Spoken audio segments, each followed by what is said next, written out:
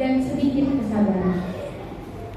Saudara-saudaraku yang terkasih dalam Tuhan, pernahkah kita merasa kecil, tidak terlihat dan tidak diperhitungkan?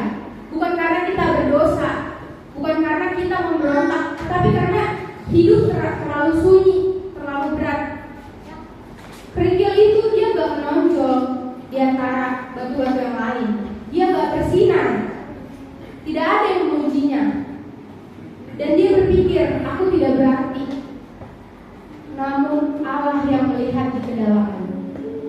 Dalam cerita tadi, laut tidak berbicara keras, tidak mengangkat kerikil itu ke permukaan, tidak memaksa kerikil itu untuk berubah. Laut hanya hadir, memeluk dan setia. Inilah gambaran Allah kita. Tuhan tidak melihat seperti yang dilihat manusia. Di 1 Samuel 16 ayat 7.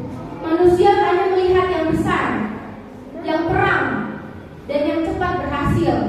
Tapi Allah kita, dia melihat yang tersembunyi, yang setia, yang bertahan. Saudaraku, Alkitab mencatat kisah yang sangat mirip dengan cerita kerikil tadi. Ketika Nabi Samuel datang untuk mengurapi raja, Daud bahkan tidak dianggap cukup penting untuk dipanggil.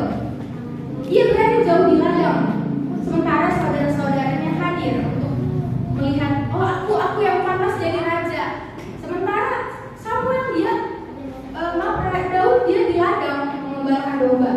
Tetapi Tuhan berkata, manusia melihat apa yang di depan mata, tetapi Tuhan melihat hati. Daud gak berusaha keluar dari ladang untuk mencari perhatian. Seperti kerikil di dasar laut, ia tetap setia di tempatnya.